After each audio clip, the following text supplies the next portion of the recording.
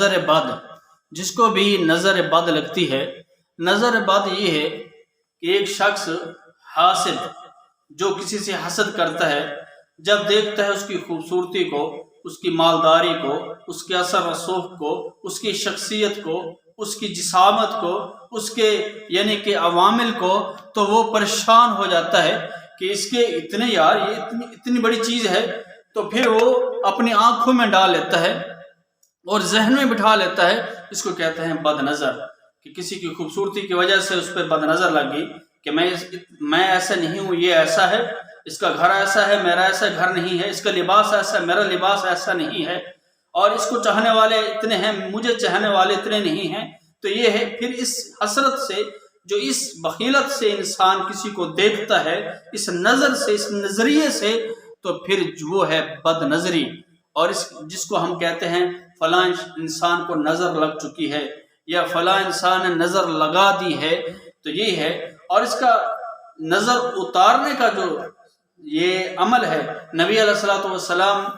کی صحیح بخاری میں روایت موجود ہے. آپ علیہ الصلوۃ والسلام نے فرمایا کہ اگر کسی کو نظر لگ جائے اور آپ کو معلوم ہو جائے کہ فلاں شخص کی نظر لگی ہے، اس کا مستعمل پانی، استعمال کیا ہوا پانی جو ہے وہ آپ لیں اور اس سے غسل کریں، تو آپ کی نظر اس کی ختم ہو جائے گی. بچوں کو سب سے زیادہ نظر لگتی ہے، اور اس کی علامت یہ ہے کہ اگر بچہ رونا زیادہ شروع کر دے، بچہ دودھ پینا بند کر دے، بچہ ماں کا دودھ پینا بند کر دے، اور بچہ کوئی چیز نہ کھائے، اور بچہ کمزور ہوتا جائے دن بدن، تو یہ علامات ہیں بد نظری کے، کہ میرے ہاں بچہ نہیں ہوا، اس کے ہاں بچہ ہو گیا ہے، میرے ہاں بیٹا نہیں ہوا، اس کے ہاں بیٹا ہو گیا ہے، میری شادی کو اتنا عرصہ ہوا ہے، اس کی شادی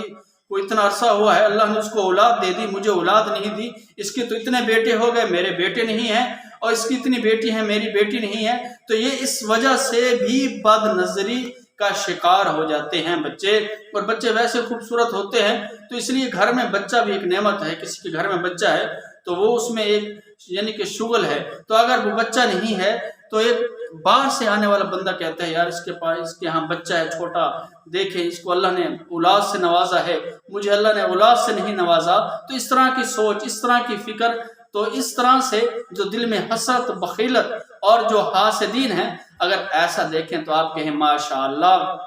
اللہ آپ کو اور اولاد دے، ماشاءاللہ اللہ آپ کو اور مال دے، ماشاءاللہ اللہ تعالیٰ آپ کو اور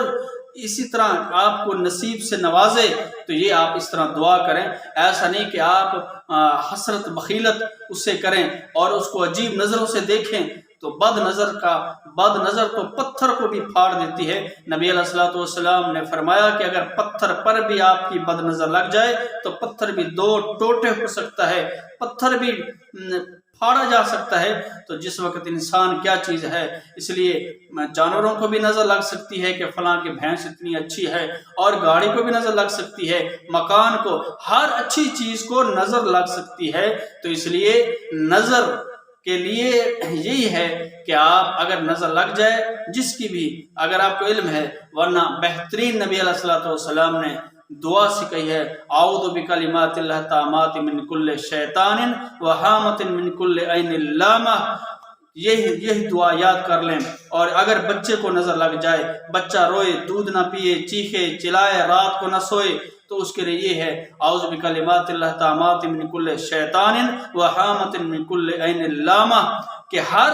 ایسی آنکھ جو ملامت والی ہے اس سے پناہ مانگنا، کہ اللہ اس سے میں پناہ چاہتا ہوں، شیطان مردود سے پناہ چاہتا ہوں، اور ایسے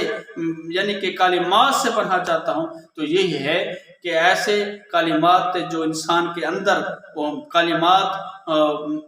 آتے ہیں کہ اس کے پاس یہ ہے، میرے پاس یہ نہیں ہے. تو اس لیے حسد رکھنے والے، بخیلت رکھنے والے لوگ جو ہیں ان کی نظر بد لگتی ہے. اور خواتین جو ہیں وہ بھی بد نظر لگا سکتی ہیں. وہ بچے کی بھی لگ سکتی ہے، بڑے کی لگ سکتی ہے، باپ کی بھی بد نظر لگ سکتی ہے، اور ماں کی بھی، اور اسی طرح رشتہ داروں کی بھی، اور غیر لوگوں کی بھی بد نظر لگ سکتی ہے. تو اس لیے جب بچے روئیں، چیخیں چلائیں، دودھ پینا بند کر دیں اور روتے ہی جائیں، تو اس لیے اس کا یہ ہے کہ آپ یہ دعا یاد کر لیں، اعوذ بکلمات اللہ التامات من کل شیطان وہامۃ من کل عین لامہ، اعوذ بکلمات اللہ التامات من کل شیطان وہامۃ من کل عین لامہ، یہ والی دعا پڑھیں۔ بسم اللہ الذی لا یضر مع اسمہ شیء فی الارض ولا فی السماء وهو السمیع العلیم، یہ اور آیت الکرسی پڑھیں اور سورۃ الفاتحہ پڑھیں، اس پر دم کریں، انشاءاللہ اللہ تعالیٰ اس کو شفا دیں گے۔